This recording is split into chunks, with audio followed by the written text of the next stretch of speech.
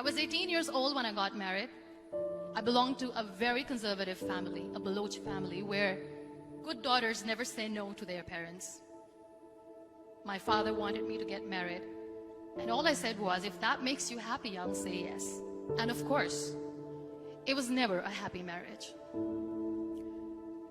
Just about after 2 years of getting married, about 9 years ago, I met a car accident. Somehow my husband fell asleep and the car fell in the ditch.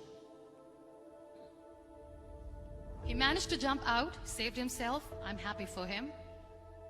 But I stayed inside the car and I sustained a lot of injuries. The list is a bit long.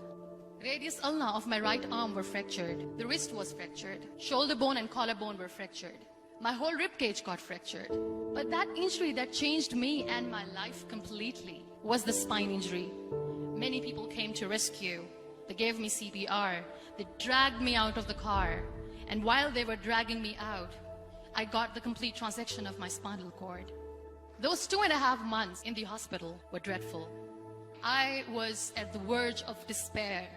One day, doctor came to me and he said, well, I heard that you wanted to be an artist, but you ended up being a housewife. I have a bad news for you. You won't be able to paint again. Next day, doctor came to me and said, your spine injury is so bad, you won't be able to walk again. I took a deep breath and I said, it's all right.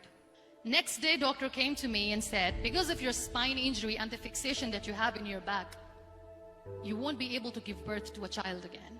That day, I was devastated. I started to question my existence. Why am I even alive?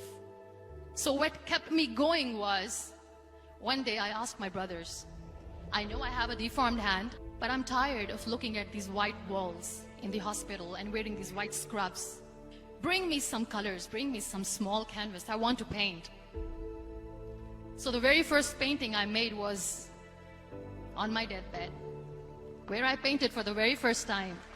What an amazing therapy it was. Without uttering a single word, I could paint my heart out. I could share my story. People used to come and say, what lovely painting, so much color. Nobody could see the grief in it. Only I could. And that day I decided that I'm going to live life for myself. I am not going to be that perfect person for someone. I am just going to take this moment and I will make it perfect for myself. That I'm going to fight my fears. So I wrote down one by one all those fears. And I decided that I'm going to overcome these fears one at a time. You know what was my biggest fear? Divorce. But the day I decided that this is nothing but my fear, I liberated myself by setting him free. And I made myself emotionally so strong that the day I got the news that he's getting married, I sent him a text that I'm so happy for you and I wish you all the best. And he knows that I pray for him today. Number 2 was, I won't be able to be a mother again. And that was quite devastating for me. But then I realized there are so many children in the world, all they want is acceptance. So there is no point of crying, just go and adopt one. And that's what I did.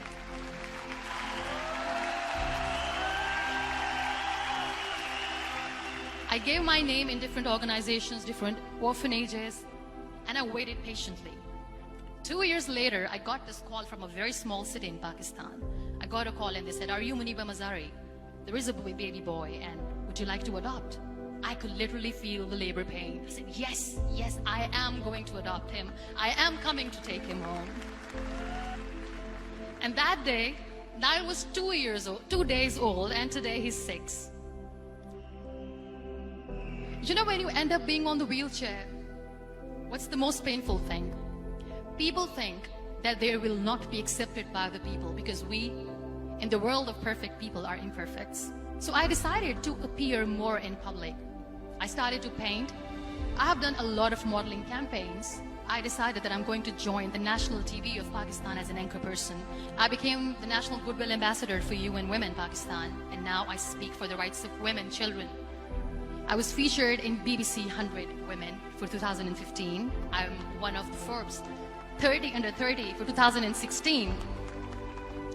So when you accept yourself the way you are, the world recognizes you. It all starts from within. We have this amazing fantasy about life. This is how things should work. This is my plan. It should go as per my plan. If that doesn't happen, we give up. I never wanted to be on the wheelchair. Never thought of being on the wheelchair. This life is a test and a trial, and tests are never supposed to be easy. So when you are expecting ease from life, and life gives you lemons, then you make the lemonade, and then do not blame life for that. It is okay to be scared. It is okay to cry. Everything is okay, but giving up should not be an option. They always say that failure is not an option. Failure should be an option, because when you fail, you get up, and then you fail, and then you get up, and that keeps you going. Embrace each and every breath that you are taking. Celebrate your life. Live it. Don't die before your death. Real happiness lies in gratitude. So be grateful, be alive, and live every moment.